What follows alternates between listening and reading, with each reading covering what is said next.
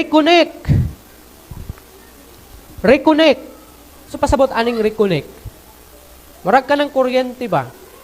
Kisay nakatesting na naputlan danig bill sa kuryente kay makabayad.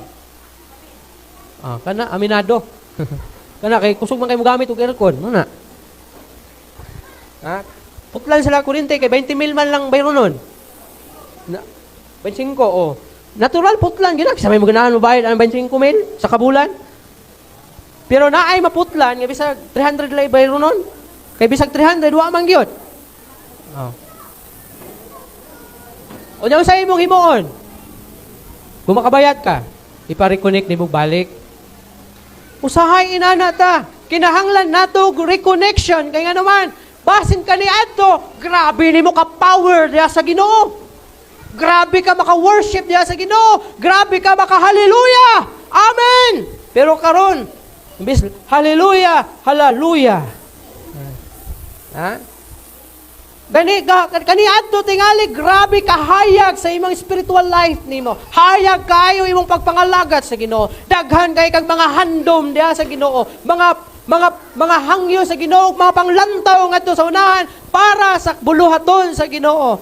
Pero naputol man tungod sa mga butang nga naka-occupy diha sa imuhang hunahuna ug mao nay hinungdan nabugto ang imuhang fellowship sa Ginoo. Hinay-hinay kang nalayo, hinay-hinay kang mitalikod, mibiya sa Ginoo. Ug tungod ni ana, nahimong ngit-ngit ang imong kinabuhi. Nahimong dag-om, nahimong ngit-ngit. Kabantay mo anang inyong balay. Katong natestingan og putol og kuryente, naputlang ka kuryente.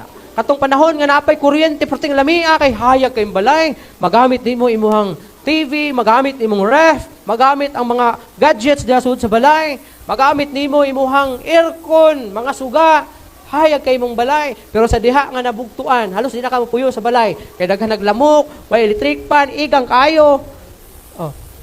Murag pangit na kaayo ang balay nga naputlan og kuryente kay di na kaganahan mo puyo. Labi nagtapad ra ang balay sa imong mama. Dito ko sa balay ni mama kay na electric fan. Labi na aircon dito. Matay ning balaya purting inita bisag adlaw di ta ganahan mo puyo kay igang way electric fan. Inana po datong kinabuhi.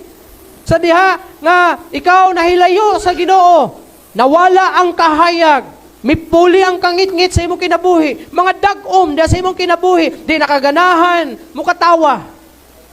Di nakaganahan mo smile, di nakaganahan makakita og pastor, di nakaganahan makakita og Kristohanon. Makita nimo si pastor, muli kayo nakakay layo na gud ka sa Ginoo.